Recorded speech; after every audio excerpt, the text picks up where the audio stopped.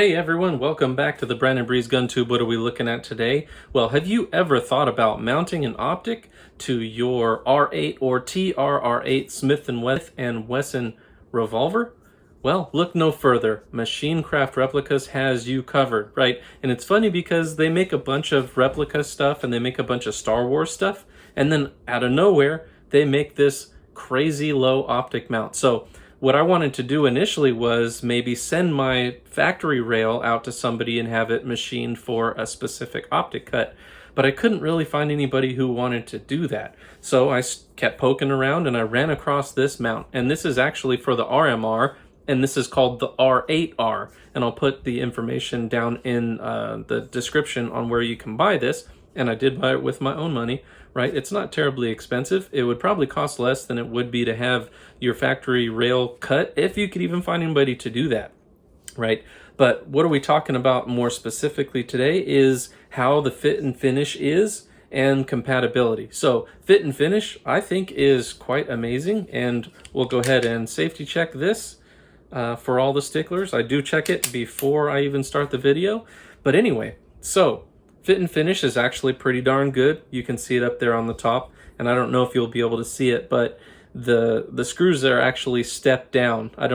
They're all the same length, so that means they must go down further in there, and or these screw holes are deeper, right? And it looks kind of cool. It's because it's staggered like steps, and it obviously mounts up really nice. Front, back, left, right, looks good, works good.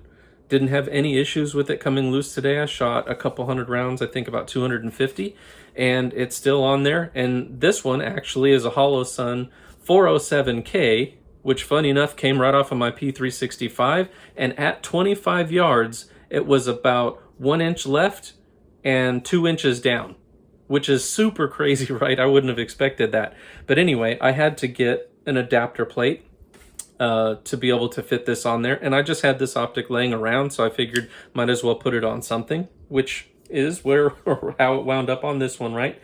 The profile and aesthetics, I mean, you can see it. I think it looks pretty cool. It's about as good of a looking piece as you're going to be able to get, and like I said, I don't think anybody else makes anything like this as of right now. You would think with this Revolver being around for such a long time that they would have gotten into that, right? But nobody has. So the one downside is co-witness. You are not going to be able to get anywhere near a co-witness with the factory height irons, right? Just because this optic is just too tall.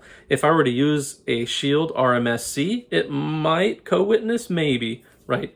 And I think I saw some taller sights for it, but don't quote me on that. But it looks like, you should be able to replace the rear and the front sight if you wanted to be able to co-witness with these type of optics. But as of how it stands right now, and of course this does have a plate, but even with the plate off, it's a long, long ways off from being able to co-witness, right? The eye relief, obviously optics, they don't really have parallax like this. But it does feel a little bit weird because you're looking up quite a bit higher than the sights, so that is going to take a little bit getting used to. But you can see the height over bore really isn't that crazy, right?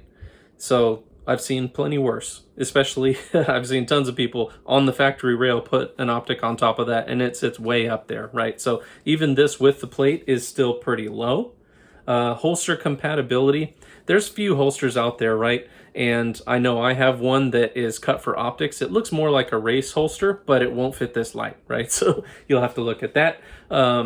It did hold up under shooting. I'm going to roll in some shooting footage now so you can check it out. And I shot full power stuff. I shot light 38 loads. I shot everything. So go check that out, and then we'll catch back up at the end.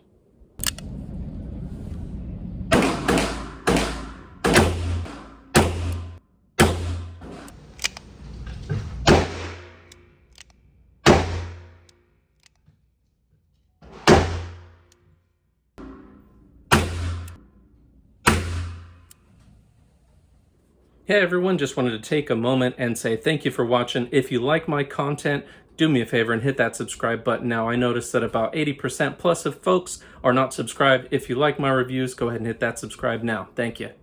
All right, everyone, welcome back from the shooting footage. But anyways, you saw, obviously, everything was fine. And of course, this has the plate, so that's extra margin for error. But nothing moved. It held 0 just fine. And like I said, it was almost dead on my P365 straight away, so that was super awesome. I'd say the durability and construction of this is incredibly good. This is 7075 T6 aluminum, so it's what you kind of come to expect. But I think that means that it might even be a little bit lighter than the factory rail, which I believe is steel of some sort, right? Installation and hardware, super, super easy. It comes with everything you need, right? So you get the 4 screws, so you take your 4 screws out, put this on, put the 4 screws in. They already had Loctite on them. And then if you have an RMR or something with that same footprint, it even comes with the right screws to put that on. So this one, obviously, like I keep saying, I had to put a plate, so I had to change that up, but it was very easy to do. 0 retention, perfect. Didn't have any problems with it. Like I said, I shot about 250 rounds, so not a ton, but there was plenty of full power 357 in there. So if there was going to be a problem, I think it would have came out pretty quickly, right? Use case and trade-off. So use case, obviously, if you want to put a dot on your optic, and for some folks you can shoot more accurately and more quickly with a dot, so that would be very good. If you want it to look cool, I think it looks cool, but you know, obviously your mileage may vary. And the trade-off obviously is now no ability to see the factory irons with this optic. So you can see them, but you won't be able to aim with them. So that's, I think, the biggest trade-off, because I like at least some sort of a co-witness, not because I need it to co-witness with the dot, but just in case the dot dies or stops working or gets cracked for whatever reason, you still have something to aim with. And sure, you can still use the window to kind of do that, especially if you know where the dot's going to be. You can kind of makeshift something, right? The price and value, I think, though, and that you get from this is top-notch, because it's very, very well made, very well designed, very well thought out, and it would probably cost you less than getting your factory rail machined, right? I think as of this video, it's about $109, and they shipped it really quickly, even though their website says, hey, we may be delayed on shipping, etc., etc. And the alternatives, I don't know of any alternatives currently for this particular piece. So if you know them, give them a shout down in the comments, right?